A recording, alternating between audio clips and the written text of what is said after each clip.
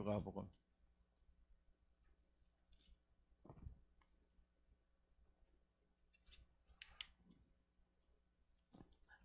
지난번에 우리 겟세마네 종산의 기도 우리 다 못 끝났죠? 못 끝났죠. 좀 이어서 합니다.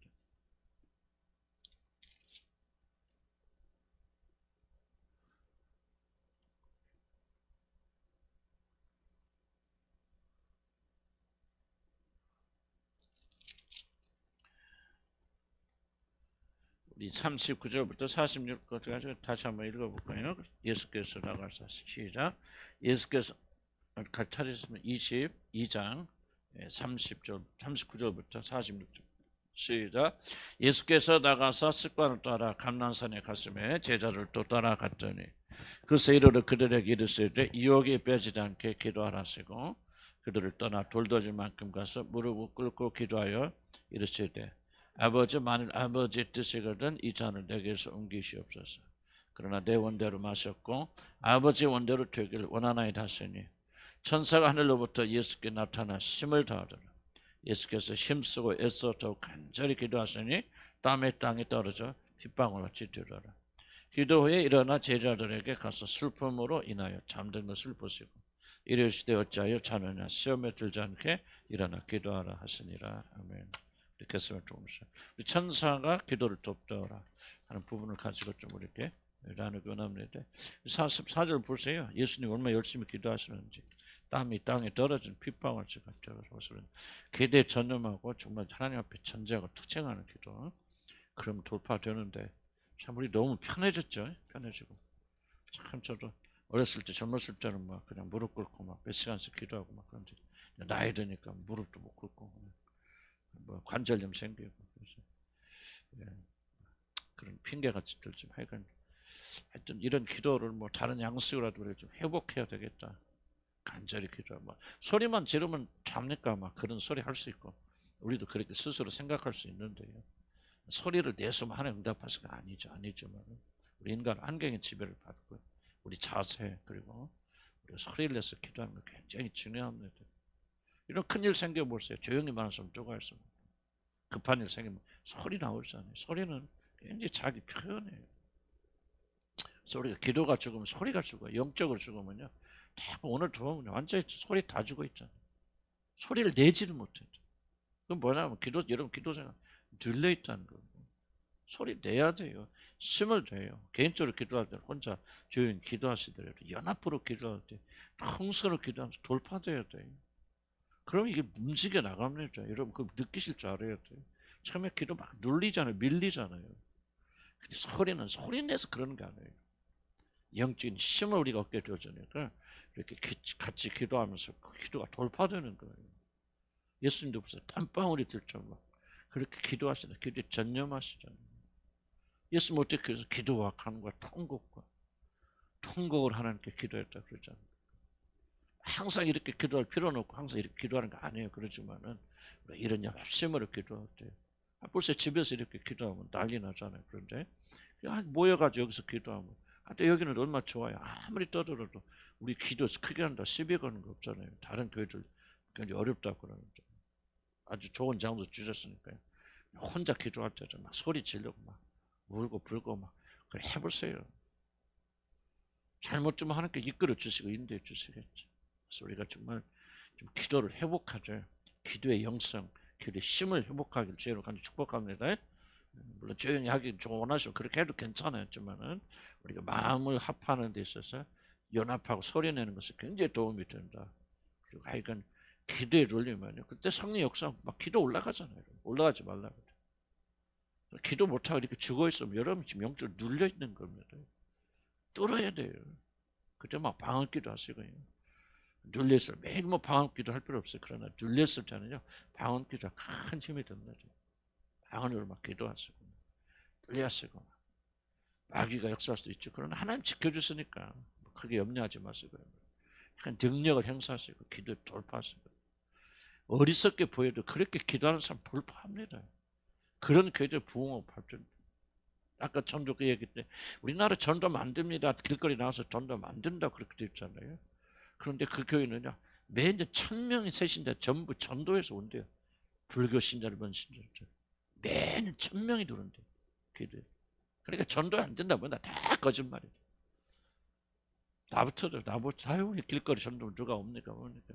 근데 왜 그 교회는 1000명이 옵니까? 그러니까 우리가 이게 정말 우리 스스로 속는 거고요. 힘을 내고 열심을 가지고 열성을 하면 실수도 있고 실패도 있겠죠. 그러나 하나님 역사하십니다. 그래서 우리가 좀 담대한 믿음을 가지고 소리내서 기도할 수 있고 가정에 어려움이 있을 때도 막 와서 눈물과 통곡을 기도해 보세요. 여러분 그렇게 해서 돌파되잖아요. 여러분들. 그냥 이긴 거 아니잖아요. 아멘? 그렇게 부탁드립니다. 자, 우리 예수님이 이제 기도하시는데 굉장히 이렇게 하시니까 이제 힘드시고 지치셨다. 그럴 때 천사가 예수님의 43절 40절에 보니까 천사가 하늘로부터 예수께 나타나 힘을 다하더라. 그런 부분 오늘 좀 중심적인 내용이 되겠습니다. 프린트 한번 보면요, 우리 주님 매우 지치셨습니다. 기도는 매우 피곤한 것이지만 특히 육신을 제고 하는 뜻에 굴복하는 기도는 아마도 기도에서 가장 힘들죠. 지금 예수님께 왜 이렇게 힘들게 기도하십니까? 육신이 거슬리잖아요.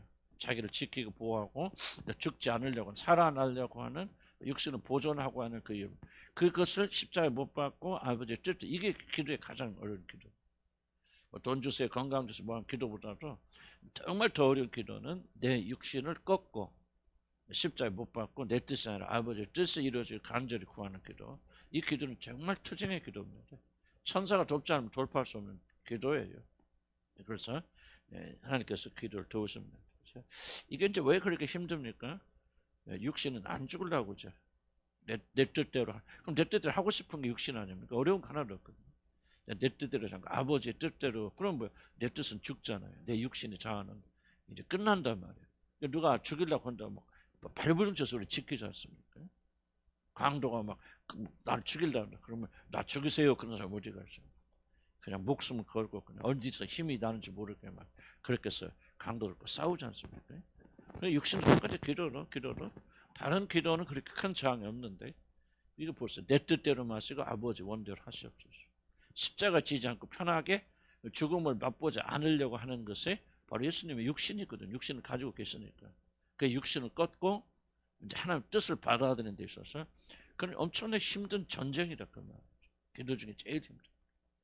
우리가 그리스도인들이 참된 믿음으로 성장하려면요, 이 기도에 능숙해야 돼. 이 기도가 반드시 승리해야 됩니다. 자기 자신을 쳤어. 기도도 마찬가지. 기도할 때 일어나서 아유 오늘 기도하기 힘들어요. 막 힘이 없어요. 뭐 이런 그런 마음을 자기도 모르게 가지고 있죠. 그러니까 여러분 기도할 때 왜요? 기도합시다 하면 기도 못하는 거예요. 그때 여러분 그 육신을 거슬려야 돼요. 왜 육신을 그런 기도 못하게 합니까? 아주 쉬워야 돼요. 피곤함 육신. 목이 아프면 소리 내지 말아야 돼. 기분이 안 좋을 때는 기분 좀 업식해야지. 뭐 이렇게 안 된단 말이죠. 그런데 그것을 꺾고 이겨나가려면 기도에 뭐가 필요하냐? 우리 능력이 필요하죠. 그 능력은 어디서 나오냐? 여러분 하나님 주셔야 되지만요. 이 소리라고 하는 것은 굉장히 힘 있는 겁니다. 하나님께서 우리에게 이 소리라는 걸 주신 거예요.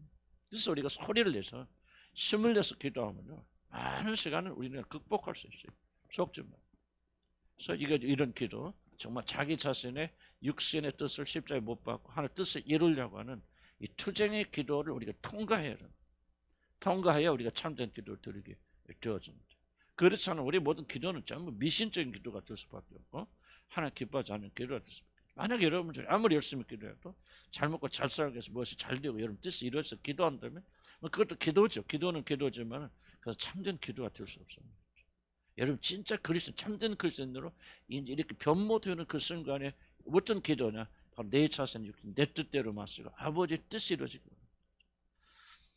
여러분 무엇을 하든지 여러분 취업을 준비를 하든지 먹고 마시는 하든지 뭐 여러분 집을 사든지 항상 하나님의 예수님이 지난주에 뭐를 했습니까? 아버지의 뜻이 먼저 나오잖아요. 자기 뜻을 말씀하고 그런 아버지의 뜻이 다르다면 고쳐주세요. 우리 이렇게 하지만 예수님 아니죠. 아버지 뜻이거든 하고 그 다음에 나오잖아. 자기 뜻. 이거 지난번 우리가 배웠죠? 그런 것처럼 우리가 이것을 몸에 익혀야 되는데 이것은 쉬운 일은 아니다. 그래서 투쟁해야 돼요. 싸워야 돼요. 기도의 능력을 받아야 돼요.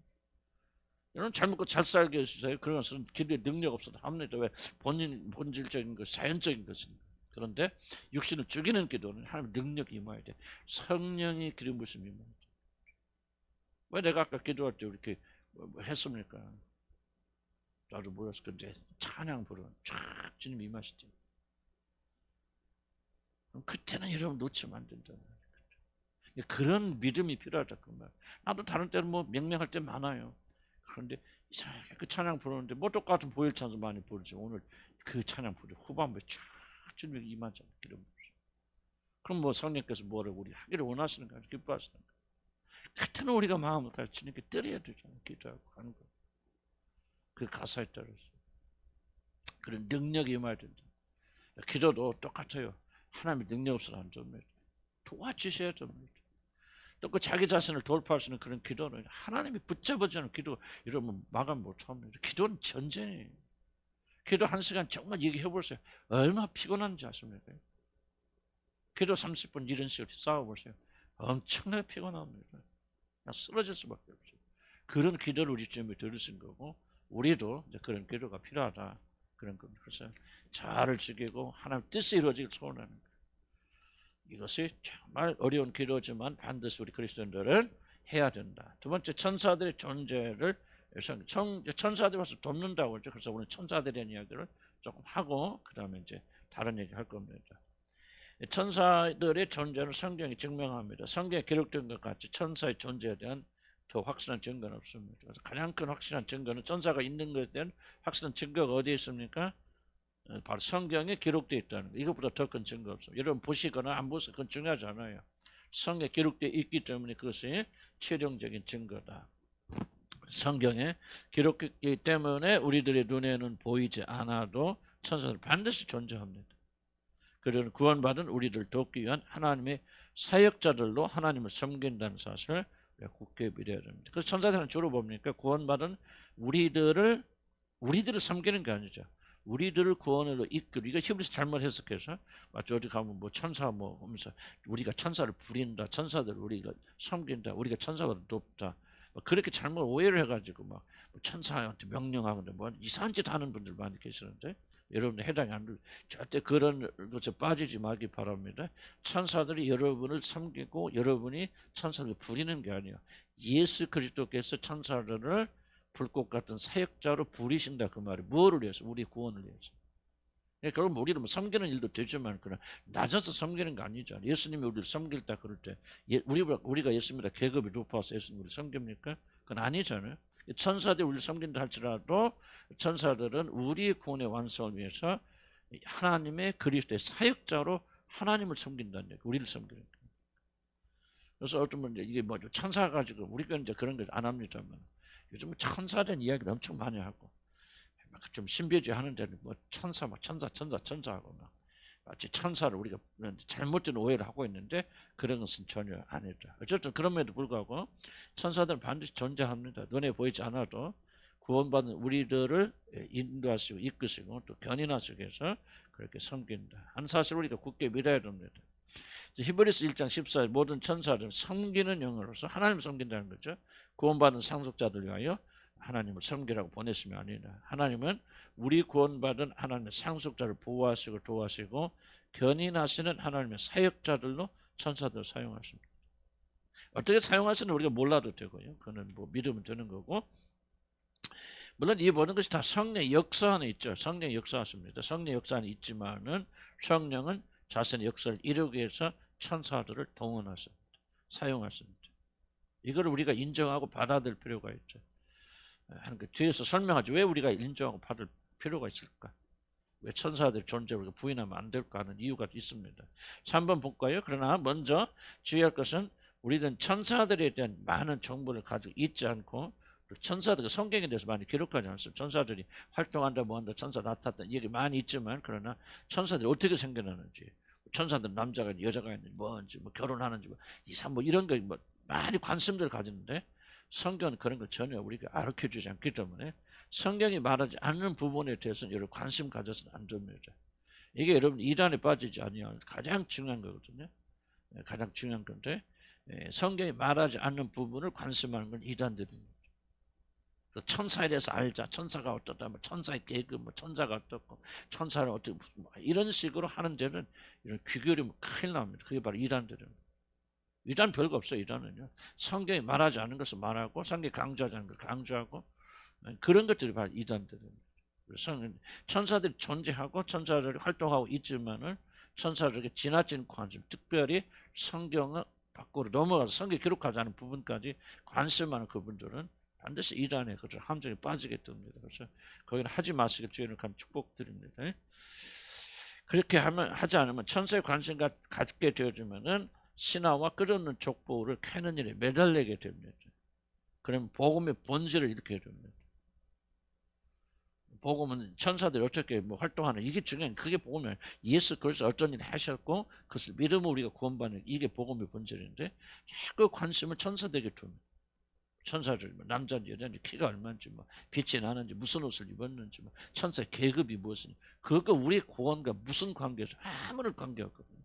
관계가 없는데 그런 것에 지나치게 관심을 갖게 되면 사람은 두 주인을 섬기지 못하기 때문에 자연스럽게 구원에 대한 관심이 천사의 관심을 옮겨가면서 여러분 구원을 상실한다기보다는 구원의 길을 걸어가기 불가능하게 되어집니다. 이게 바로 사단이 바로 이런 자를 이용해서 우리의 관심을 그리스도가 아닌 그런 신비한 일로 우리를 관심을 끌고 가서 여러분이 그리스도에게 창념치 못하게 그리스도 하나 되지 못하게 그렇게 막는 사단이 굉장히 중요한 수단입니다. 그래서 여러분들이 다시 한번 수없이 강조해 왔지만 천사를 인정하되 지나친 관심을 가져서는 안 된다. 천사는 천사의 위치에 합당한 글을 해야지. 그 천사의 입준 위치에 합당하지 않은 어떤 존경이나 예배나 그런 걸 천사를 우리가 예배할 수 있습니까? 없습니까? 예배해서는 안 되죠. 절대로 예배해서는 안 되고 우리와 같은 피조물이고 그거 하나님 만든 창조물. 그러니까 그런 한계를 잘 기억해야 된다. 추월에도 여러분들 잠깐만 은퇴하고 또 여러분 흩어지고 모르겠어 이러면 또 그런데 또 접하게 될 경우도 많이 있고 또 이단들이 갈수록 횡행해지는데 그때 천사들이 좀 많은 것을 강조하게 될 때 그런데 기울이지 않기를 난 주는 건 축복합니다. 그러면 복음과 멀어지게 된다. 성경은 우리들의 호기심을 충족시키는 소설책이 아닙니다. 많은 분들은 성경을 또는 기독교를 그렇게 오해해서 정말 관심 가지라는 것을 관심 안 가지고 거룩하고 정결하게 살고 인내하고 자비하고 양선하고 이렇게 좀 성령 열매 맺는 일은 사람들이 관심하지 않고 자꾸 성경이 말하지 않는 신비한 부분만 관심 가져서 꿈이네 환상이네 뭐를 보았네 만졌네 뭐했네 전부 이게 이단들이 하는 거예요. 나는 여러분들이 아직도 혹시라도 그런 분들이 계실까 두렵습니다. 관심 가진 건 성경이 관심 갖는 걸 관심 가져야죠. 우리가 어떻게 하고 믿음을 가져서 구원받게 될 거. 물론 구원받지 못하는데 그런 현상이 일어나면 성령이 우리 안에 계시지 않고 성령이 주도하지 않으면 자꾸 구원에 성령이 우리 안에 계시면 자꾸 구원에 집중하게 되고 하나님의 말씀을 가르치는 집중하게 되어지는데 구원받지 못하고 성령이 계시지 않은 분들은 그런 거 별로 관심 없어요. 전부 뭐예요? 주술적이고 미신적이고 꿈을 꿨네 뭐했네 환상을 보았네 뭐했네 천사들이 어쩌네 뭐 전부 이런 쪽으로 관심을 가는 것은 가장 근본적 원인은 내가 볼 때는 구원받지 못해서 그래요. 구원받고 거듭나서 성령이 계시면 그 성령이 우리를 예수 그리스도에 이끌고 가지 않습니까? 성령은 생명이니까. 여러분의 마음은 주도적으로 그렇게 관심 있던 사람도 성령이 거하시고 성령 역사하시면 자꾸 예수님께 관심 가져. 예수님께. 어떻게 하면 구원을 받을까? 어떻게 하면 내가 주님의 말씀대로 살아갈 수 있을까? 어떻게 하면 주님의 마음을 기쁘게 할 수 있을까? 전부 그런 쪽으로 흘러가게 되는데 성령이 계시지 않으니까 전부 인간이 가지고 있는 신비주의 자극하죠. 천사가 어떻대 천사가 몇 명이래요. 천사가 어쩌대 하여간 그런 식으로 지속적으로 신화와 이런 것들이 창념하게 되거든요. 이로써 우리들이 그 사람들이 성령에 속한 사람인지 성령에 속하지 않은 사람과 구분하게 되는 중요한 단계가 되어집니다. 그래서 우리 교회는 그런 분 하나도 없으라 그렇게 여겨지지만 그런 분들 옆에 있거든. 이번에 꿈을 꾸니까 하나님 말씀하시는데 그런 말 하시면 옆에 가지 마세요. 여러분 옆에 두지 마시면 주의는 간 축복하. 마지막 때는 여러분 그런 분들 위해서 여러분 크게 힘들게 되어집니다. 오직 진리 말씀 붙잡아야 돼요. 성경이 가는 데까지 가고 성경 안 가면 가지 말아야 돼요. 성경 계속 천사에 대해서 말하고 마땅히 천사에 관심을 가져야 된다. 천사를 경배해야 된다. 이렇게 말한다면 우리는 해야 되죠. 그런데 성경이 그걸 금하고 있단 말이죠. 그러니까 우리가 신비주의에 절대로 빠지면 안 되고. 이런데 여러분 이제 과거에는 저도 여러분들 많이 깊이 관심을 가졌잖아요. 그런데 그거는 우리가 지나간 것을 족하다고 말이에요. 따라봅시다. 지나가는 것을 족하라. 이미 그 시기 지났잖아요. 구원 받았잖아요. 그렇죠? 그래서 여러분 예수 그리스도의 영이 여러분에 계시죠? 왜 예수 그리스도의 영입니까? 여러분의 모든 관심은 예수님께 집중하게 하시고 그분의 거룩하심과 정결함을 본받게 하시고 그분과 하나 되게 하시고 어떻게 하면 하나님 기쁘시게 하는 삶을 살까? 뭐 먹고 마시고 신비한 일이 아니라 어떻게 하면 내가 죽고 그리스도가 사실까? 이런 일 깊이 관심 갖도록 누가? 여러분 안에 계신 성령이 여러분 주도하 가신다.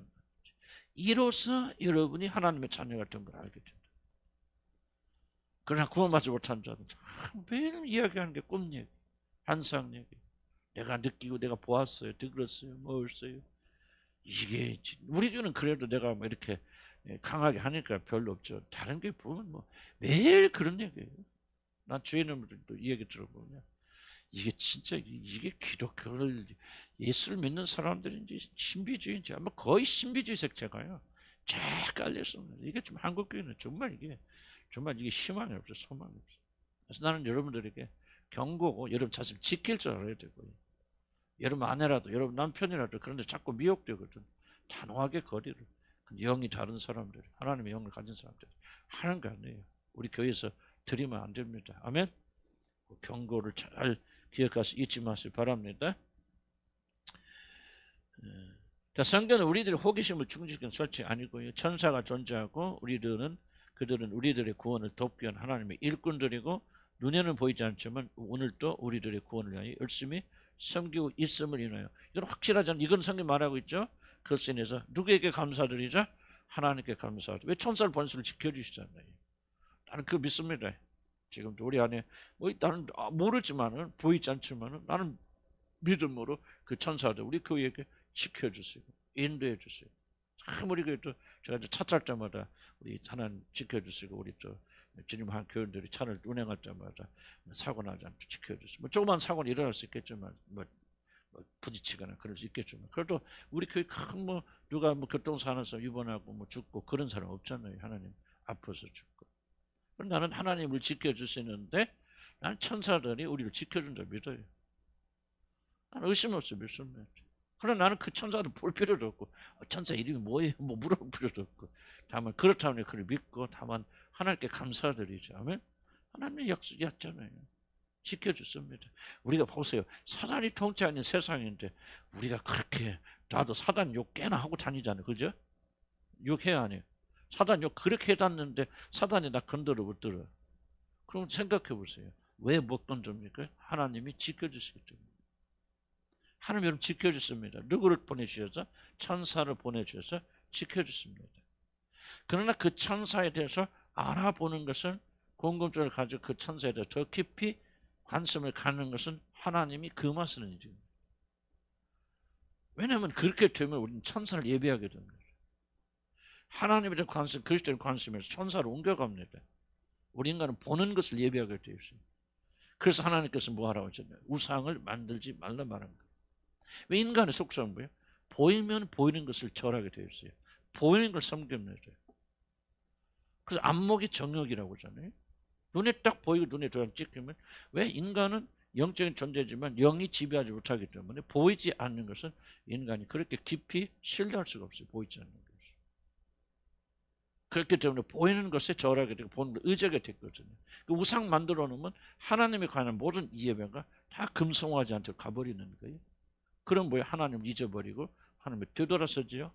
타락하는 거죠. 그러니까 천사들도 절대로 필요 이상의 관심을 갖지 말라고 우리가 당부하시고 명령하시는 거예요. 다만 천사는 존재하고 역사하고 우리를 지켜주고 보호하는 하나님의 도구로 쓰임받고 있다. 아멘. 또 천사하고 대화하는 사람도 있어요. 또 그건 다 정신병자들인데 천사에 뭐 고맙습니다. 미친 짓은 왜들 하는지 여러분이 그렇다는 게 아니고 내가 볼 때는 정말 미친 짓들. 성경에 그 많은 일들은 왜 그렇게 열심히 사는지 모르겠어요. 죽으려고 멸망받으려고 하는 것들 아니에요. 이제 과거에는 우리가 여러분 신비주의 운동하면서 그렇게 듣기도 하고 그렇게 하기도 하고 나도 그런 경험이 있어요. 그러나 과거로서 끝나는 거고 이제 우리는 진리에 인도받는 사람들이니까 다만 천사 있고 천사가 이런 도와줍니다. 나는 의심 없이 믿고 누가 하나님 뜻을 사랑하셔서 여러분 지켜주시라. 그래서 모든 영광과 존귀는 누구에게 돌려야 된다? 하나님 한 분에게 돌려야 된다. 4번 잘못된 위험성에도 불구하고 우리들이 천사의 존재를 부인하거나 거꾸로 또 무지하여서는 안 되는 이유는 하나님께서 우리를 구원하시고 견인하시는 그에 놀라운 은혜는 매우 구체적이고 실제적이라는 사실을 천사들의 활동이 증명하기 때문에. 이번엔 조금 어려운 말이 들 수 있고 좀 이해가 안 될 수 있는데, 왜 그럼 천사들이 뭐 매달리면 안 되지만 천사의 존재를 인정하는 것이 매우 필요합니다. 합니까? 천사들의 활동을 인정하게 될 때 하나님의 구원이 구체적으로 우리에게 다가옵니다. 자, 보세요. 거꾸로 이렇게 생각해요. 여러분, 누군가가 여러분을 지켜줄게. 그래, 무슨 일이 있어도 내가 너를 지켜주고 보호해 줄 거야. 그렇게 말을 하는 사람이 있고, 그렇게 또 말하는 걸 통해서, 그래, 그럼 내가 너를 지켜주겠어. 내가 군인 하나 보내줄게서 그 본인이 너희 집 앞에 보초를 세게 해줄게. 자, 이 둘 사이 차이가 있죠. 두 번째 차이는 뭐냐면, 누군가가 구체적으로 와서 나를 돕는다면, 아, 그분이 나를 지켜주고 보호해 준다는 사실이 더욱더 확고하게 우리에게 다가오죠. 마찬가지 그런 것처럼 하나님이 우리와 함께 하셔 어디든지 언제든지 우리를 도와주셔서, 그 말이 틀린 말 아니고 맞는 말이에요. 하나님은 공간에 제한을 받지 않기 때문에 우주 공간에 뭐 저 하늘에 계신다 할지라도, 물론 하늘에만 계시는 게 아니죠. 그 개념은 하나님은 어디든지 계시거든. 여기도 계세요. 하늘이라고 하는 것은 하나님의 거룩함을 좀 강조하기 위해서 공간적 의미를 그지. 지금 하나님이 살아계신 어떤 하늘이 존재한다 라고 말하는 것을 굉장히 잘못됐다고 칼빈이 굉장히 많이 그걸 강조합니다. 칼빈이 강조합니다. 하나님은 공간 개념은 될 수 없어요. 하나님이 살아계시는 어떤 그런, 특히 하나님의 존재로 좋은 우주 만물이 다 그 안에 하나님이 더 계십니다. 그러니까 그런 하나님이 우리를 지켜줘서 보았습니다. 그러니까 그 하나님이 뭐 언제나 어디서나 우리가 필요할 때마다 우리를 도와주겠어요? 안 도와주겠어요? 도와주시겠죠. 그렇지만은 우리 인간은 제한되어 있기 때문에 그래 보이지 않고 알 수 없는 그런 약속만 붙잡으면 어렵죠. 그러나 그렇지, 내가 너를 도와준다는 징표로 내가 천사를 보내줘서 그 천사가 네 집 앞에서 너를 지키게 해줄게 라고 한다면은, 하나님은 시간과 공간에 제한이 없기 때문에 천사를 안 보내셔도 우리를 충분하게 우리 도우시고 지킬 수 있어요. 그러죠? 그렇긴 하지만은 천사가 와 있다, 천사가 지켜준다라고 하는 것을 우리가 보게 될 때 제한적인 우리 인간들은 훨씬 더 하나님의 도우심이 구체적이에요. 현실적이에요. 그렇지 않겠어요? 무슨 뜻인가 이해가시죠? 그렇기 때문에 우리가 천사를 인정하는 것, 인정하지 않는 것은 굉장히 차이점이 있습니다. 천사에 빠지지 마시고 천사를 경배하거나 친화적인 관계를 가져는 안 되지만은, 왜 천사의 존재를 부인해서는 안 되냐? 굉장히 많은 우리 지상의 모든 영적인 활동이 거의 대부분이 성령이 하시지만은, 성령이 주도하시지만, 그럼에도 불구하고 천사들 통해서 활동하십니다. 그래서 천사들이 없다면 아마 하나님 나라에 많은 일들이 이루어지지 않을 것이다. 그래서 우리가 생각해 보세요. 우리 집이 그냥 있는 게 아니에요. 우리 집안에 하나님께서 보내준 천사가, 뭐 천사인지 천사들인지는 난 모르겠지만, 그러나 뭐 우리 집 와서 거하시는지, 뭐 우리 동네에 거하시는지 나는 그건 잘 모르겠어요. 그건 우리가 할 수 있는 영역은 아니지만, 하나님께서 구체적으로 구원받은 백성들을 이렇게 지키시고 인도하시기 위해서 하늘의 천사를 우리에게 파송하여 주셨군요. 얼마나 감격스러워요. 그렇죠? 하나도 감격 안 스럽습니까? 뭐 그럼 어쩔 수 없죠. 그거는 뭐 내가 이제 알 수 없는데, 우리가 같이 하나님의 존재를 믿는 사람들이라면은 그렇게 다르잖아. 내가 홀로 있을 때, 위험할 때 그냥 가는 거 아니야. 하나님의 천사들이 나와 동행하자. 이런 운전할 때도 그런 마음 가질 수 있지 않습니까? 물론 하나님은 천사 없어도 하나님은 온 우주 만물을 다 통치하신 분이었으니까 나를 지킬 수 있어요. 그러나 하나님께서 내가 운전하고 가는데 이 여행을 동행하여 주시도록 천사를 보내주셨단 말이죠. 다르잖아요, 느낌이. 그래서 나는 그런 의미에서 나는 여러분들이 성경이 계속해서 말하고 있기 때문에 천사의 존재에 대해서 우리는 천사의 존재를 부인하거나 무시하거나 그래서는 안 되겠다는 그런 생각을 좀 합니다. 자, 이 조화와 균형의 문제를 여러분 잘 이해하시면 자, 이해가 되죠. 그래서 그렇다고 여러분 지나친 관심을 가지는 것은 된다, 안 된다? 안 된다. 하나님 정하신 법칙이 아니죠. 다만 그러한 천사를 보내줘서 우리를 지켜주심을 인해서 하나님께 감사드리죠. 천사가 우리를 지켜주는 게 아니죠. 하나님께서 천사를 통해서 우리를 지켜주시는 거니까. 그럼 얼마나 담대한 믿음을 우리가 그리스도인들이 가질 수 있겠는가. 그래서 저는 뭐 하여간 개인적으로 그렇게 믿어요. 뭐 진짜 막 그런지 안 그런지 내가 뭐 본 적이 없으니까. 그러나 나는 믿음의 눈으로 천사도 우리 주님의 한 교회 함께 하실 것이다. 이끌어 주실 것이다. 그러니까 얼마나 든든합니까? 뭐. 이런 그래서 성경이 말하는 것은 다 이유가 있고 목적이 있다. 그런 생각이 듭니다. 눈에 보이진 않지만 하나님께서 당시 천사를 나에게 보내셔서 나를 지키시고 구원의 길을 인도하시는 사실을 알게 될 때 우리들 믿음이 더 굳어질 수 있다. 물론 하나님께서 하늘에 계신다고 그의 개입이 늦을 수 없죠. 그러나 성령을 인하여 우리 안에 계신 분이시지만은 뭐 그렇다. 아까 설명드렸습니다. 그 다음에 이 페이지 보면요. 때문에 성경이 전하고 있는 사실 때문에 우리들은 천사의 존재와 활동을 확신하며 이렇게 구체적으로 우리들의 구원을 이끄시는 하나님께 모든 영광을 돌려줍니다. 그래서 여러분 때로는 이렇게 기도해도 좋겠죠. 천사들 보내어 주셔서 우리를 지켜주시고 구원의 길로 견인해 주시고 끝까지 그날에 들어갈 때까지 보아하신 하나님께 감사드립니다. 얼마나 좋은 찬양입니까? 감사하죠. 좀 구체적이잖아요. 그렇잖아요. 그런데 좀 그 천사 이름이 무엇인지 궁금합니다. 하는 것은 하지 말라 그 말이에요. 그건 우리가 하나님 정해진 경계선을 넘어가는 것이다. 참 이게 참 애매모호하지만 그래도 성령께서 깨닫게 해주실 거예요. 그래서 천사 있음을 인정하고 감사하지만은 지나친 관심은 잘못된 길로 이끈다. 자, 우리 주님도 십자가를 지는 기도를 하기 위해서 천사들 통한 하나님의 이 힘을 받으셨죠. 천사들이 와서 예수님 기도를 돕잖아요. 우리도 약한 자들이 기도할 때 하나님의 도우심을 더 필요로 하지 않겠는가. 그다음 천사들이 무엇을 도왔다. 이게 좀 저는 중요하다고 생각합니다. 천사들이 우리를 돕지만 그의 역할은 다르다 하는 것을 우리가 구분해야 됩니다. 주님의 마음을 도왔단 말이에요. 뭐를 도왔단 말입니까? 그렇지 않으면 하나님과 그리스도를 중보했단 말입니까? 나는 그렇지 않다고 생각합니다. 그래서 천사의 활동을 우리가 받아들이지만은 굉장히 이해가 좀 있어야 되겠다. 자, 우리를 주목해 볼 이 단만 이 말이 중요합니다. 우리를 주목해 볼 것은 천사들의 활동이 성령의 역사와는 사뭇 다르다는 것을 알 수 있습니다. 이거 굉장히 중요한 얘기를 제가 하고 있습니다. 지친 엘리야에게 하나님은 천사들 보내서 하늘에 신령한 음식과 음료를 공급하여 주고 그를 회복하셨죠. 자, 뭐를 주목해 보냐면 천사들이 와서 엘리야를 회복한 게 아닙니다. 천사들은 뭐 했죠? 하나님 주신 주셨건 하늘에 속한 것은 음식과 물을 날라다가 주는 일을 천사들이 하죠.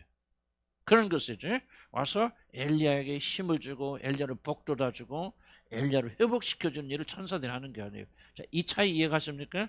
굉장히 중요한 차이입니다. 다시 한번 이해하셔야 돼요. 엘리야를 회복시키는데 천사들 그냥 와서 천사장에 와가지고 엘리야여 힘이 있을지어다 그렇게 축복을 했더니 엘리야가 막 빠바바박 힘이 나서 막 이렇게 호랩하니까 그게 아니죠. 천사들은 단지 뭐만 했죠? 하나님이 주시는 떡과 물, 상징적인 만나와 뭐가 됐든지 간에 신령한 음식과 신령한 음료를 날라다 주는 일을 합니다. 이게 천사 역할이에요. 자, 이해가죠? 그 다음에 봅시다. 40일 동안 금식하시면서 사단으로부터 오는 시험을 받으신 광야에서 계신 주님을 천사들이 뭐한다? 시종듭니다.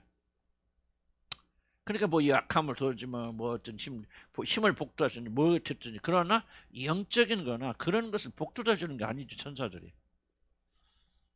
그냥 시중 드는 거예요. 심부름하는 거예요. 그런 것이지 아버지로부터 내려오는 힘과 능력 같은 것을 이 천사들이 예수에게 가져다 준다. 그거 아니죠. 천사들은 굉장히 천사적 존재고 굉장히 놀라운 존재이지만 뭐 한다는 게 지금 제가 하고 있는 것은 그들 하는 일에는 뭔가 제한이 있다는 제약이 있다는 그 천사들의 위치가 그렇잖아요. 그 다음 봅시다. 겟세마네 동산에서 기도하시는 주님의 지친 육신의 힘을 그래서 아마 천사들의 많은 기록을 볼 때마다 거의 동등한 그런 것을 발견할 겁니다.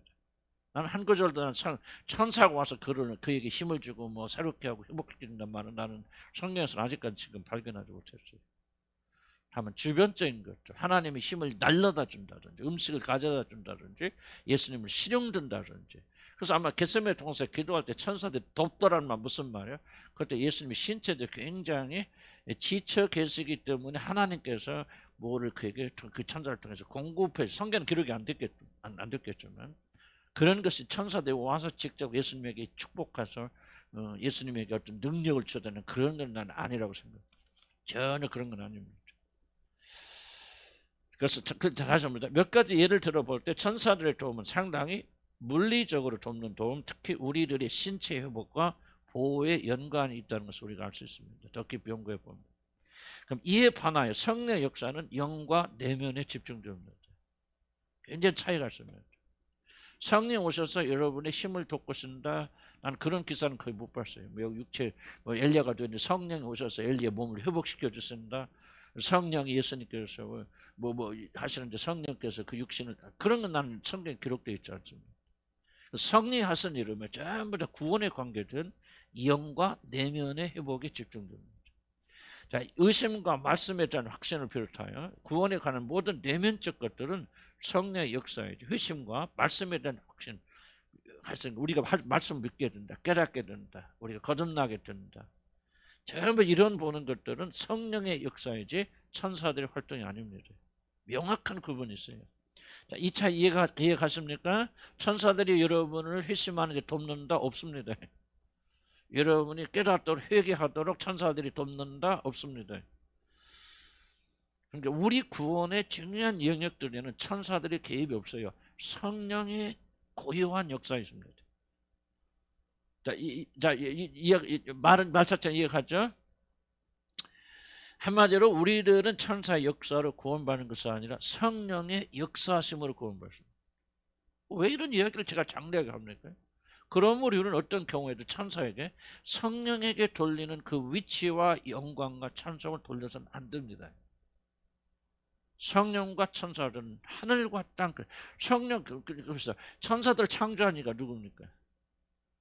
하나님이시죠. 그런데 하나님께서 어떻게 창조하십니까? 성령의 역사로 창조하시죠. 그러니까 다른 말로 표현하면은 천사들을 창조하신 이가 성령이세요. 아주 엄청난 차이가 있습니다. 천사와 성령과. 성령은 하나님과 동등이시죠. 성령이시죠. 하나님이십니다. 예수도 영이고. 그러니까 우리가 단순히 어떤 하나의 에너지만 볼 수 있는 게 아니라 하나님과 동등된 그런 위치이기 때문에 하나님이 천지를 창조했을 때 빛이 있어라 무엇 성령이 운행하시더라.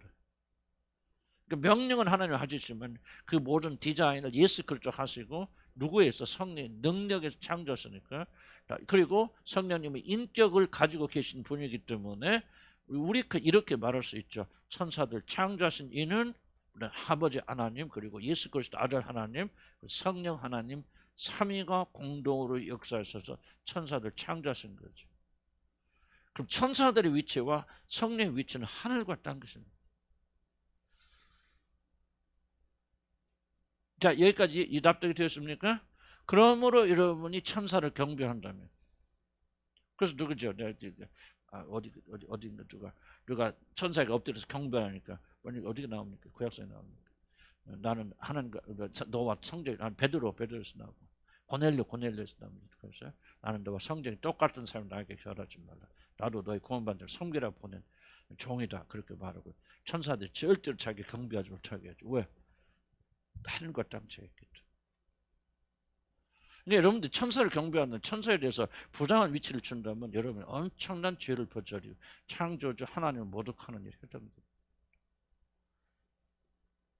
그래서 과거 여러분들 혹시라도 천사에 대해서 그렇게 부당한 위치를 지었다든지 하나님 위치를 준 기억이 나거든 여러분 회개하시고 내가 몰라서 그래서 용서하시라고 예수 보혈로 씻으시고 나오시길 바랍니다. 지금 천사 숭배 사상이요 엄청나게 강력하고 있습니다. 교회 안에. 정말 이단들이라는. 그래서 오늘 확실하지 않습니까? 우리가 왜 천사들에게 그런 위치를 주면 안 됩니까? 명확하죠. 근데 성경은 정확합니다. 그래서 천사들을 말 때 천사는 항상 수종 들고 심부름하고 날라주고 그리고 회복하되 몸, 신체 이런 것 회복되지 영적인 영역에서는 천사들이 개입 안 됩니다. 자, 이해가시죠? 그렇기 때문에 왜 그렇게 안 하나? 성령만이 우리를 구원하시는 창조주의 위치에 있고 천사들은 피조물이라고. 성령은 창조주죠. 성령은 피로 든 것이 아닙니다. 만들어진 존재가 아닙니다. 하나님의 영이죠. 하나님의 영이죠. 그렇기 때문에 우리가 이런 실수나 실패를 해서는 안 되고 천사 숭배나 천사를 높이는 일은 절대로 해서는 안 된다. 엄청난 우상 숭배고 이게 굉장히 우상 숭배. 카톨릭 가보면 이 천사 수상 숭배 사상은 굉장히 강합니다. 그림 같은 거 보시면 거의 천사 안 빠집니다. 그리고 아마 교리도 그렇고 그래서 약간 좀 기억하시고 이 점을 잘 조심하셔서 우리 천사는 하나님이 섬기는 하나님의 종으로서 예수 그리스도의 종으로서 그러니까 히브리서 1장에 천사에 대한 언급이 자세하게 나오죠. 왜 예수 그리스도 복음이 탁월하냐? 그의 위치가 천사가 비교되지 않는 탁월한 위치 있기 때문에 그가 주신 복음은 탁월하다는 그 히브리서 그 성경 구절을 잘 이해하시기 바랍니다. 그래서 절대로 천사 숭배에 빠져서는 안 된다. 6번 봅시다. 이 과정을 우리들이 주목해 볼 것은 천사들이 주님께서 와서 그의 기도를 도우시는 바로 그 시점이죠. 이건 또 다른 면에 천사 얘기는 끝났고요. 근데 천사가 언제 예수님을 돕기 시작했는가 저는 이 성경을 읽으면서 이걸 주목해 봤습니다. 천사가 와서 한 몇 절 볼까요? 43절 보면은 천사가 하늘로부터 예수께 나타나 힘을 더하더라. 근데 40절이 뭐예요? 42절 읽읍 시작. 만일 아버지의 뜻이거든 이 자를 내게서 옮기지 마옵소서.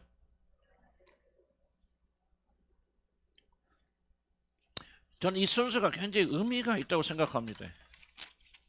천사가 와서 언제부터 돕기 시작합니까? 42절에 기도가 있은 다음부터 이 천사가 돕기 시작합니다. 도대체 무슨 뜻인가? 하나님은 천사를 통하여 주님의 기도를 처음부터 돕지 않으시고 주님께서 아버지의 뜻대로 되기를 소원하는 기도를 드린 다음에 천사들이 도움이 시작된다는 사실을 본문은 증언합니다.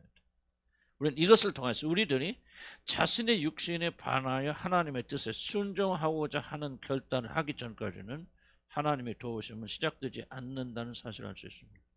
무슨 뜻인지 조금 더 읽고 설명드릴게요. 내가 육신을 조차 십자가를 부인할 것인가 그렇지 않으면 하나님의 뜻에 따라 자신의 십자가를 내어줄 것인가는 우리 자신만이 내릴 수 있는 자발적이며 인격적 결정이랍니다. 여기는 천사나 제3자의 힘이 개입될 수 없습니다. 이 점을 여러분 굉장히 뭐 다지고 오는 굉장히 중요한 얘기들이에요. 사실은 막 극적이고 드라마틱한 얘기가 아니라 굉장히 중요한 얘기를 지금 오늘 하고 있는 겁니다. 내가 십자가를 지고 나의 자아를 십자가에 못 박고 육신이 죽은 그런 사람을 살 것인가? 그렇지 않으면은 육신의 자아를 십자가에 못 박지 않고 내 멋대로 사는 사람이 될 것은 누구도 하나님조차도 도울 수 없는 여러분 스스로의 결단적이고 의지적 결정입니다. 이 결정이 있은 다음에야 천사들이 와서 예수님을 돕는 거예요. 많은 분들이 이렇게 생각하고 그러는데 올바른 결정 내리게 해주세요. 하나님 도와주세요. 그렇게 하는데요. 여러분 그것은 전혀 여러분들이 책임 회피하는 겁니다. 여러분이 육신에 져서 육신대로 살 것이니 그렇지 않으면 내가 십자가를 지고 내 육신을 철저히 십자가에 못 박고 실제로 그렇게 할 수 있는 것은 주님이 도와주시되 있다면 그런 결단을 내리는 것은 전적으로 여러분 자신의 결단입니다. 이 결단에 하나님 개입하지 않습니다. 이 점을 이해해야 왜 이렇게 기도가 어려운 건지 왜 하나님께 처음부터 딱 나타나서 그냥 내가 막 십자가에 못 박고 죽고 예수님 보세요. 예수님 그렇게 하나님의 처음부터 도우셨다면 뭘 그렇게 땀 뻘뻘 흘리면서 여기서 그렇게 기도하셨겠습니까? 내 뜻대로 마시고 아버지 원대로 하시옵소서. 이 기도가 힘드니까 그냥 땀방울이 들 때 그렇게 투쟁하면서 기도하셨을 거 아니에요? 그러기 전에 하나님 딱 도와주셔서 하나님 다 역사해버리면 얼마나 쉬워. 그냥 그래 나 아버지 뜻대로 죽을란다 까짓 거 별거에 하고 그냥 하하호 웃으면서 죽을 수도 있잖아. 하나님 그렇게 안 하시잖아요. 여러분 신앙이 왜 이렇게 어려운지를 잘 이해하셔야 됩니다. 그는 여러분 잘못돼서 그런 게 아니라 이 결단은 여러분이 내리셔야 돼. 내가 십자가에 못 박아서 내 장의 죽음의 삶을 갈 것인지 그렇지 아니하면은 그래 나는 그렇게 살기는 싫어다. 예수님과 하나님 믿어도 나는 그렇게는 안 살 거야. 좀 내가 원하는 것 좀 나도 좀 이렇게 자랑하면서 내 힘대로 살고 싶어라고 하는 결단을 여러분만이 내릴 수 있다는 거죠. 그럼 하나님 언제 도우십니까? 여러분이 나는 이제 예수님과 함께 십자가에 죽고 나의 자의 죽음을 선택하고 오직 하나님만이 내 안에 사시는 그런 삶을 살 거야라고 의지적 결단을 하였을 때 그때부터 성령이 역사하셔서 그 길을 걸어가도록 도우시는 겁니다. 왜 성령 역사가 없습니까? 여러분 잘 기억하세요. 여러분이 아직 그 결단을 하지 않기 때문에.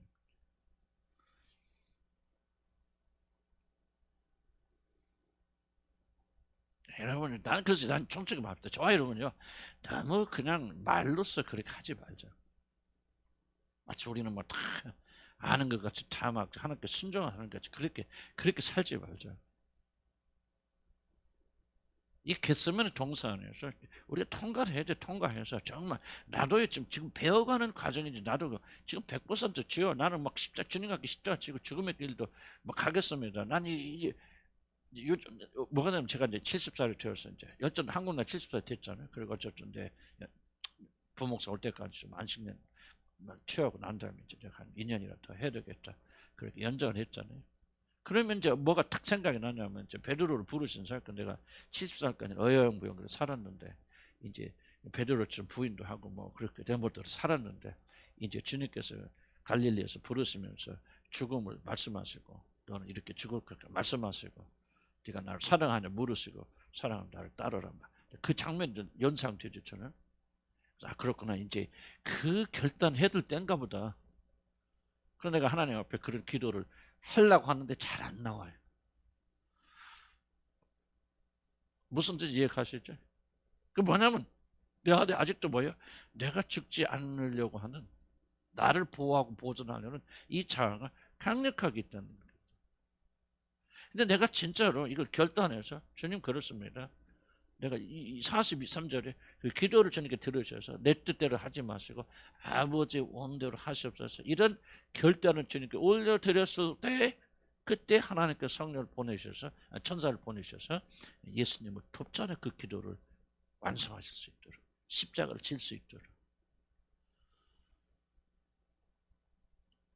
난 물론 지금 쉽지 않은 얘기를 지금 여러분에게 하는 겁니다. 아마 여러분이 여기서 10%나 이 말씀을 이해하고 받아들일 수 있을까? 단순히 머리 이해가 아니라 정말 가슴에 와닿는 식으로 10%나 이해할 수 있을까? 나는 모르겠어요. 10% 아닐 수도 있겠죠. 뭐 저도 지금 투쟁하고 있으니까. 근데 저와 여러분이 참된 그리스도인의 순간이 뭐냐면 이 겟세마네 동산을 통과하는 겁니다. 아버지 뜻대로 말씀. 잡으세요. 지난주에 말씀. 예수님의 특징이 뭐죠? 먼저 내 뜻이 아니고 아버지 뜻이거든 하는 것이 자연적으로 먼저 나오잖아요. 그 죽음 앞에서도. 바로 그런 시점이 우리에게 와야 된다는 거예요. 우리가 뭐 얼마나 거창하게 뭐 지혜라고 뭐고 떠들고 이게 중요한 게 아니라 정말 베드로처럼 사실 저도 목사하고 이제 70이 되고 은퇴가 하는 시간이 가까우면서도 어떤 기도 그 기도 드리기 어렵다는 걸 내가 지금 발견하는 거죠. 겟세마네 동산의 기도는 참 이게 어려운 거구나. 내 뜻대로 봐서 아버지 원대로 하셨어. 그래 지금 뭐 내가 73조 이제 목표를 한번 새롭게 생각을 하는데 꽃길이 아니고 이제부터 진짜 내가 경험하지 못한 고난과 고통이 내게 오고 죽음이 진짜 온다 할지라도 나는 주님을 사랑하기 때문에 기쁨으로 그 길을 갈 것인가 가야 된다는 걸 알지만은 그런 기도를 주님 앞에 선뜻 드리기는 쉽지 않더라고요. 지금도 나는 100% 못하고 있다. 그럼 내가 언제 진짜 그리스도인 되는가? 물론 내가 그때 구원 받는다는 얘기는 아니지만 언제 내가 하나님이 기뻐하시는 사람이 되어질 수 있을까? 바로 그걸 통과할 때로. 그럴 때 주님께서 우리를 돕기 위해서 천사를 보내셔서 우리가 그 길을 가도록 넉넉히 가도록 우리 이끌어 주십니다. 그럼 도대체가 하나님께서 왜 우리를 구원하시고 이렇게 힘들게 오랜 시간 동안 씨름하고 계실까? 도대체 우리들이 어떤 경지에 들어가기를 원할까? 난 지금 이 부분의 그 경지라고 생각해요. 그래서 저와 여러분이 정말 난 이거 어려운 얘기라고 내가 자꾸 반복하는 것은 난 여러분 가운데 몇 명이 진짜 이게 와 닿을까? 나는 소수의 사람들에게만 와 닿는다고 생각해. 지금 제가 하고 있는 것은 내가 성경이니까 말하지만 여러분 거의 대부분은 이게 여러분 해당이 안 되는 얘기일 수도 있죠. 그러나 여러분이 어느 시점에 가면은 정말 여러분이 이 겟세마네 동산의 이 기도를 통과하셔서 마음의 중심 속에서도 내가 죽는 한이 있어도 내 뜻대로 마시고 아버지 뜻대로 하시옵소서 하는 게 여러분의 중심적인 고백이 될 때가 있고 그렇게 돼야 되고 바로 그것이 여러분 참된 그리스도인으로 만들어진 순간이다. 그때부터 우리가 이미 성령이 우리 안에 거하시지만은 성령과 우리가 동행하는 참으로 자유롭게 동행하는 일들이 일어나지 않을까. 아브라함 벌써 아브라함 마지막 때 있잖아요.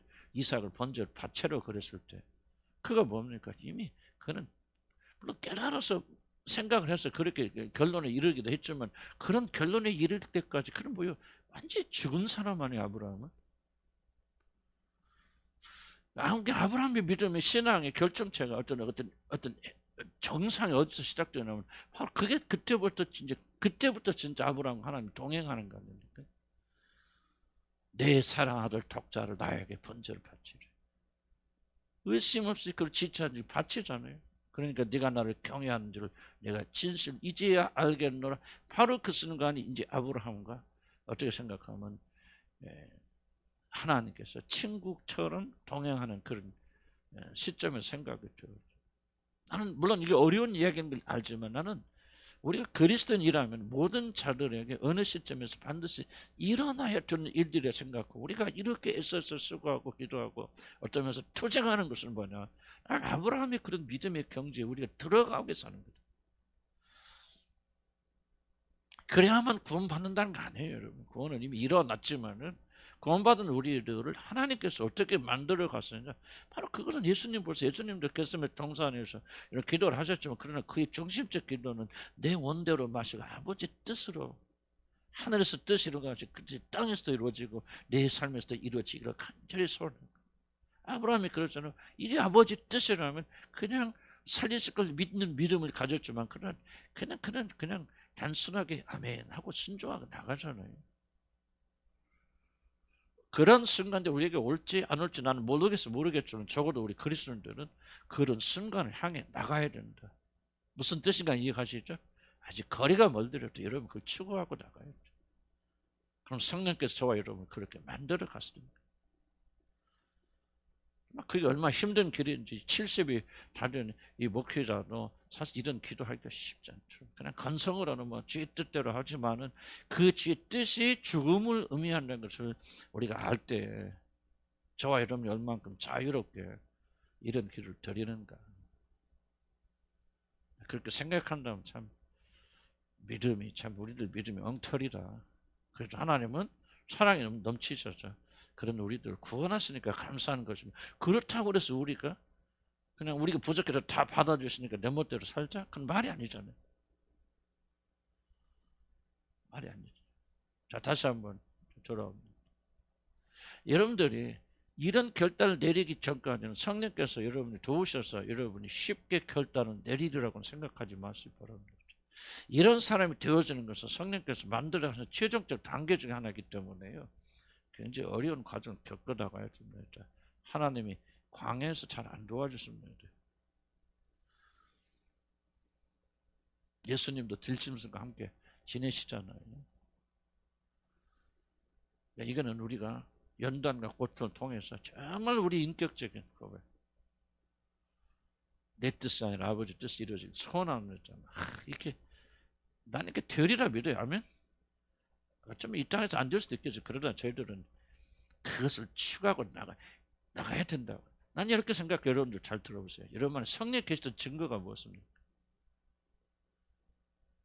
많은 분들은 자기 구원 확신 이야기하는데 그거 꿈이고요. 여러분이 정말 성령 역사에서 주도하시는 증거가 무엇입니까? 이런 마음을 품고 이런 마음을 소원하고 가는 거예요. 비록 부족하고 또 넘어지기도 하고 때로는 우리가 울기도 하고 또 거부하기도 하고 거절하기도 하고 그러지만요. 우리 마음속에서는 거부할 수 있는 주님의 음성이 있지 않습니까? 이 길이 옳다는 거.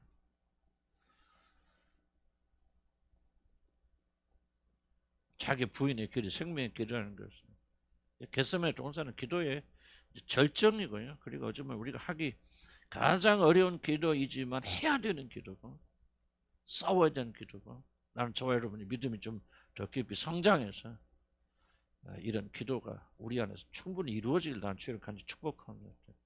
쉬운 길은 아니다. 쉬운 길은 아니다. 특별한 사람에게만 요구되는 기도는 아니다. 모든 자들에게 종류는 다를지 모르지만은 반드시 자기 부인의 길이 있다. 이거 자기 부인의 길은 여러분의 스스로 인격적 결단이지 성령이 도우신 일이 아니라는 거예요. 그래서 이게 이렇게 시간이 걸리는 거지. 마술처럼 그냥 성령 임하시면 그냥 죽고 쉽게 이거 아니에요, 여러분. 성령께서 전혀 돕지 않을 것입니다. 침묵하실 겁니다. 여러분의 중심의 인격에서 이래 진짜 아닙니까 이게 믿음은? 성령의 능력에서 그냥 술 취한 사람 끌려간다면 그거 어떻게 진짜라고 말할 수 있나요? 저도 이런 결단 참 주님을 알기 때문에 그리고 여러분이 그 은혜와 감격 속에서 여러분이 진짜 여러분 스스로의 결단을 인해서 정말 내 뜻이 아니라 아버지의 뜻이를 정말 소원합니다. 그런 인격적인 결단을 하게 되었을 때 자발적인 결단을 하게 되었을 때 그때 성령께서 여러분 돕기 시작합니다. 외로운 싸움이다. 외로운 싸움이고 광야의 싸움이고 개인 싸움이고 정말 아마 그리스도가 이렇게 처절하게 기도한 것은 좀 처음이죠. 그렇습니다. 자, 그럼 봅시다. 3페이지 보면요. 7번 봅시다. 조금 길들여 양해해 주시기 바라고요. 물론 거듭나지 못한 자들의 의지는 자신과 악에 종속되어 있습니다. 그래서 거듭나지 못한 분들은 오늘 지금 앞에서 말한 부분에 해당이 안 됩니다. 거듭나서 자유로움이 있는 분들은 자유의지에 의해서 내가 십자가를 지는 길을 가겠다 선택하지만 거듭나지 않은 분들은 절대로 의지로 할 수 없다. 왜? 그들의 모든 의지는 자신과 악에 종속되어 있습니다. 그는 스스로 자신의 운명을 결정할 그 어떤 일도 자유로운 의지로 없습니다. 그의 모든 의지는 항상 육신을 따르고 결국 하나님과 반대되는 길만 걷습니다. 어떤 결정을 하든 어떤 종교적 활동을 하든 항상 그의 모든 목적은 자기예요. 이게 거듭나지 못하는 사람. 그러니까 자기로부터 벗어날 수 없어요. 그래서 뭐가 없다? 자유가 없죠. 아무리 노력해도 나는 십자가의 길을 걸을 거야. 안 돼요. 다시 자기로 옵니다. 그게 종속되는 거예요. 노예라는 거예요. 그래서 거듭나지 않은 자들의 의지는 노예고 종속된 의지입니다. 자유함이 없습니다. 그의 모든 의지는 항상 육신을 따르고 하나님께 반대는 길만 걷죠. 그래서 거듭나지 않은 자들은 하나님에 대하여 죽은 자들입니다. 그래서 하나님은 그를 일방적으로 살리시고 그의 영을 소생시키십니다. 이게 거듭남이죠. 하나님의 은혜를 새롭게 각성한 영은 비로소 겟세마네 동산의 기도처럼 육신을 부인하는 길을 갈 것인가 그렇지 않으면 영에 따라 사는 자기 부인의 길을 갈 것인가를 스스로 결정할 수 있습니다. 거듭나지 않으면 안 됩니다. 이거는. 거듭나지 않으면 항상 열심히 낼 수 있고 기도할 수 있고 울고불고 할 수 있지만 항상 그 모든 에너지는 자기 자신을 향해 옵니다. 자기에게 유익이 되면 기쁘고 또 자기가 알면 해가 항상 자기라고 하는 테두리에서 벗어나지 못해요. 구원은 뭐냐면 이 속박에서 자유케 되려서 비로소 나를 부인할 수 있는 힘이 생기는 거예요. 그래서 십자가의 길을 걸 수 있고 이것은 하나님께 영광이 된다면 자기 길을 포기할 수 있는 그런 결정을 내릴 수 있는 자유가 비로소 주어진다. 그러기 전까지 우리의 모든 자유는 의지는 종속되어 있다. 그래서 성령 받지 않은 자들은 그들이 무슨 결정을 하든 결국 자신의 육신을 기쁘게 하는 것밖에는 선택할 수 없기 때문에 겟세마네 동산의 기도를 드릴 수 없습니다. 그러나 그리스도 안에서 새로운 피조물이 된 자들은 육신을 거슬러 영의 결정을 내릴 수 있습니다. 그렇기 때문에 겟세마네 동산의 기도를 드린다는 것은 자신이 하나님의 자녀라고 하는 강력한 증거가 됩니다. 그래서 여러분 진심으로 내 자신의 모든 뜻과 의지를 내려놓고 물론 완전하진 않지만은 하나님 뜻을 앞세우기를 소원하는 마음이 여러분 안에서 자연적으로 올라오고 이것이 전혀 가지지 못한 새로운 본성이 되어졌다면 나는 그것이 바로 여러분이 하나님 안에 있다고는 강력한 증거라 그렇게 말씀드릴 수 있습니다. 자, 우리들이 올바른 결정을 내릴 때 자신의 육신에 반하여 성령 인도하심을 따라 주님께서 가진 십자가의 길을 가기로 결정할 때 하나님은 그때 우리의 연약함을 도우십니다. 우리 힘은 안 됩니다. 의지로 결정해도. 천사들을 보내셔서 예수 그리스도 연약해진 육신의 힘을 도우시듯이 우리들이 자신의 의지에 따라 올바른 결단을 할 때 우리들이 그 결단대로 육신의 것으로 가도록 우리들을 도우시도 있죠. 그래서 거듭난 사람이 인격적 결정으로 내가 십자가 길을 가기로 그렇게 노력하라는 게 아니고 그런 시점이 옵니다. 여러분 어느 시점에 가면은 정말 진심으로 나는 죽더라도 주님을 향해서 십자가를 지고 죽더라도 나는 주의 길을 가겠습니다 하는 그 베드로의 제2 헌신이 나옵니다. 거듭난 사람들에게. 그렇게 되면 그때부터 성령께서 우리가 그 길을 걷도록 도와주셔서 여러분이 완성되어지는 겁니다. 8번 마지막입니다. 제자들이 슬픔으로 인하여 기도하지 못한다고 주님 지적하셨습니다. 참 특이하죠? 이들은 근심으로 가득 찼습니다. 주님께서 이날 밤에 잡혀 죽으실 것을 말씀하셨고 더욱더 충격적인 것은 생각해보세요. 주님께서 이렇게 제자들에게 자신의 연약함을 드러내신 적은 단 한 번도 없으셨죠. 제자들이 뭐라고 합니까? 내 마음이 매우 고민해 죽게 되었으니 하고 심지어 하나님이신 그리스도께서 자신들의 기도를 부탁합니다. 막 이렇게 자기 스승이 예수 그리스도 메시아 그리스도가 약해진 것을 본 적은 없어요. 그래서 아마 이 모습이 굉장히 제자들 패닉 상태로 몰고 갔을 것이다. 나는 그렇게 추측합니다. 죽으러 간다 그러지만 뭐 항상 예수님은 이해하지 못할 말들 말씀 많이 하셨기 때문에 저게 무슨 뜻인가 궁금했을 텐데 그런데 자기 지금 앞에 있는 스승이 처음 이런 모습 당황하고 놀래고 번면에 죽겠으니 하면서 기도를 부탁하는 그런 어려운 상황이 되어진 것을 바라보면서 아마 제자들은 극도로 상심하였을 것이다.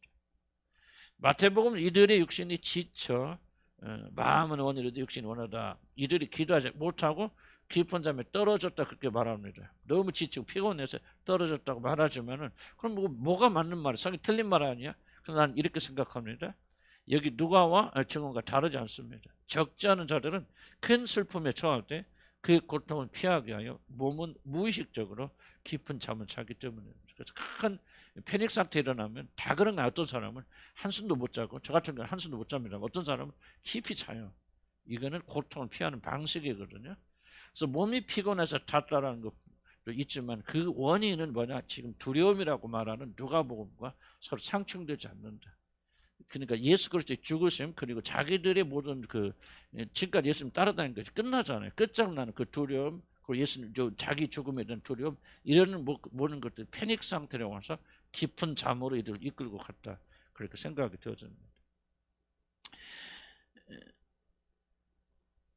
그래서 그러므로 여기서 마태가 뭐라냐면 이들이 육신이 약하게 잠이 들었다는데 육신이 약하다는 말은 무슨 말이냐면 그들이 지금 눈앞에 닥친 재난과 고통을 직면할 힘이 없다라고 하는 그런 뜻입니다. 지금 예수님이 죽으세요. 끝납니다. 이 고통을 직면할 힘이 없어서 이들이 뭐예요? 깊은 잠에 떨어집니다. 자, 우리는 언제 기도할 힘을 잃습니까? 이게 중요한 질문이거든요. 여러분 기도하십니까? 기도 열심히 하다가 기도할 힘이 뚝 떨어진 사람이 있죠. 기도 못하고 조는 사람, 자는 사람들이 있죠. 슬픔과 재난의 공포가 압도될 때, 두려움이 압도될 때 그 사람 기도하지 못합니다. 지금 제자들 그랬잖아요. 두려움이 압도되니까 왜 잠을 떨어져 버리잖아요. 그런 것처럼 여러분들도 어떤 재난이나 공포나 또 여러분 큰 일을 앞두고 어쩔 모르고 당황할 때 기도하지 못합니다. 그래서 많은 분들은 잠 같은 것을 도피하죠. 여기서 잠이라는 것은 여러 가지 도피처를 뜻합니다. 여러 가지 뭐 오락도 들 수, 못 들 수 있고. 그러나 잠은 시험을 피하게 하지 못한다고 못합니다. 도피한다고 시험을 이기는 능력이 우리에게 생기는 것이 아니죠. 닥쳐올 재난과 모든 시험을 이길 힘은 다른 것이 아니라 깨어 기도하는 것이 나옵니다. 그래서 주님은 시험에 들지 않도록 깨어 기도하라고 명령하십니다. 잠자지 말자. 도피하고 피하죠. 잘 들으시기 바랍니다. 아마 여러분들이 겟세마네 동산 같은 비슷한 거 제자들 보면은 아마 여러분 당황한 제자들이 지금 놀래고 예수님이 죽는다 산다 또 뭐 자기들도 죽을지 몰라 이렇게 예수님이 저렇게 당황해서 막 예수님도 두려워하시는 모습이 보이고 그러니까 이들이 잠으로 도망가면서 회피하지 않습니까? 근데 예수님 뭐라 합니까? 시험에 들지 않도록 깨어서 기도하라고. 난 여러분 저에게 던지고 싶은 질문은 어렵고 힘들 때 이 제자들 지금 이렇게 패닉 상태에 들어갔을 때 여러분 무엇 하십니까? 거의 대부분의 사람 기도하지 않습니다. 안 하는 게 아니라 못하죠. 압도돼 버립니다. 그 잠으로 도망가기도 하고 다른 것으로 도망가기도 하고 두려워 떨죠. 그럼 주님 말씀하십니다. 깨어서 기도하라. 주님 뭐요? 3번에 가면서 깨어서 기도하시잖아요. 그럼 예수님께서 천사들 돕고 거기서 하나님의 힘을 얻어서 무엇이었다는 거예요? 십자가를 끝까지 질 수 있는 용기를 그리 가지고 가시고 그는 피하지 않으니까 그 모든 고난을 통과하시잖아요. 제자들은 뭐합니까? 기도하지 않으니까 잠자니까 뭐합니까? 그 고난이 올 때 다 도망가 버리잖아요. 물론 주님의 은혜 가운데 그를 회복시켜 주셔서 그를 회복되지만은 결국은 기도하지 않는 자들은 망하게 됩니다. 적으나 사나 우리는 기도해야 되고, 어려울 때 더 기도해야 되고, 기도할 수 없을 때 더 기도해야 돼. 깨어서 기도해야 돼. 낙심들 때, 공포가 여러분을 사로잡을 때, 깊은 잠에 빠지지 말고 기도하라는 게 우리에게 주시는 중요한 메시지입니다. 믿으면 아멘 하시기 바랍니다. 그러려면 뭐 해야 됩니까? 이런 기도의 습관을 들여야 돼요. 기도의 습관을 들이지 않으면 여러분이 엄청난 어려움을 만나서 기도하지 못합니다. 그 사람 무너집니다. 예수님 보세요. 습관에 따라 기도하잖아요. 제자들은 습관에 따라 기도했던 기록이 없어요. 그들은 기도하지 않습니다. 회당에서 왔다 갔다 기도하지만 제자들이 열심히 기도했다. 나중에 그들이 기도를 배워서 그들이 기도하죠. 그들은 나중에. 그러니까 뭐 고난과 책경이 왔을 때 그들이 무너지지 않고 이겨나가는데 지금은 기도하지 않으니까 무너지지 않습니까? 나는 저와 여러분에게 이런 거룩한 습관, 눈이 오나 비가 오나 기도할 때 그냥 섣불리 기도하는 게 전심을 다해 기도하는 습관을 들이라. 그렇게 되면 어려운 시험이 다가올 때 우리가 넉넉히 이기고 돌파할 수 있는데, 그렇지 않으면 뭐냐, 깊은 잠에 빠져서 우리 무기력하게 모든 걸 다 빼앗기고 도둑질 당하는 비참한 운명에 들어갈 수밖에 없다는 거죠. 그래서 저와 여러분이 거룩한 의무가 있고요. 열정적으로 기도하는 습관을 들여요. 좋을 때도 기도하고 슬플 때도 기도하고 슬플 때도 기도하기 싫을 때도 기도하고 깊은 잠에 빠지지 말라 그 말이지. 여러분이 이 말씀을 여러분이 주시는 그리스도의 그런 메시지를 들어야 됩니다. 여러분 가운데 지금 깊은 잠을 자고 계신 분들 계실 수 있지 않습니까? 여러분 기도 생활 보시기 바랍니다. 기도 생활 생명이 있습니까? 능력이 있습니까? 깊은 잠을 주무십니까? 피곤하죠. 왜 피곤합니까? 지치죠. 힘들죠. 점으로 내 힘으로 이걸 이길 수 있는 압도되어져 버리죠. 그러니까 눌려버리죠. 그런데 여러분이 기도의 습관 들이지 않으면 여러분 큰일이 일어날 때 어떻게 못 이겨나갑니다. 아무것도 없어요. 그냥 하여간 이 승리는 어디서 오냐? 습관에서 와요. 습관에서. 예수님은 습관에 따라 기도하죠. 이번에 여기도 뭐예요? 그러면 여기 죽으시 지금 이번 겟세마네 동산에도 처음에 뭐라고 기록되어 있죠? 습관에 따라 기도하러 올라가시죠. 죽음이 다가오도 습관으로 기도하시는 거예요. 그게 이기는 거예요. 그럼 우리가 그런 거룩한 습관이 없다면요, 열심을 더 기도하고 부르게 기도하고 간구해야 돼요. 깊은 잠에 빠져서 시험 당해서 베드로 벌써 그렇게 큰 소리 치다가 예수님보다 3번이나 부인하고 도망가지 않습니까? 그런 낭패를 당하기 싫다면 좋아요, 여러분요. 오늘도 기도하고 내일도 기도하는 중단하면 안 된다. 깨어있어라. 깨어있어라. 나는 그게 우리에게 주시는 굉장히 중요한 메시지라 그렇게 생각이 되었습니다. 정리합시다. 우리 거듭날 중요한 부분들은 오늘 여기서 깨어있으라는 그런 하나의 메시지고, 또 한 가지 뭡니까? 우리 여러분이 언젠가 의지적으로 자발적으로 결단할 때가 옳고 결단을 해야 된다. 십자가를 지고 주님을 따를 것인가, 그러지 않으면 가룟 유다처럼 등지고 나갈 것인가 한 것을 여러분은 언젠가는 자발적으로 자의적으로 결단하고 의지적으로 결정을 내리고 가야 됩니다. 하나님 개입하지 않습니다. 돕지 않습니다. 그래서 마음을 새롭게 해야 됩니다. 그리고 그때를 준비해야 됩니다. 언젠가 좀 무너질 거예요. 저는 아마 이번 기가 어떤 70세가 되면 하면서 나는 좀 그런 하나님의 그런 질문을 던지시는 굉장히 중요한 시간이라 그 생각이 들고 저도 좀 그런 마음으로 지금 기도하고 준비하고 있습니다. 어떻게 내가 결단할 것인지. 여러분도 어느 때가 되면 그런 때가 있을 것이고, 자기 죽음을 주님 앞에 앓고 결단할 때가 좀 와야 될 것이고, 그것이 굉장히 여러분 중요한 전기가 될 것이다, 그렇게 생각이 되어집니다. 그리고 나면 주님께 도와주셔서 넉넉히 그 길을, 십자가 길을 가도록 주님이 책임져 줄 줄 압니다. 아멘. 천사를 와서 도와주시고 넉넉히 이기도록 그렇게 만들어 주십니다. 천사의 그 존재에 대해서 했고, 뭐 그렇게 기도하기보다는 지식적으로 좀 우리 준비하여서 이 마지막 때에 우리가 깨어 있어서 악한 자들의 끄에 넘어가지 말고 그리고 승리하는 여러분들을 주 여러분을 간절히 축복합니다. 기도합시다.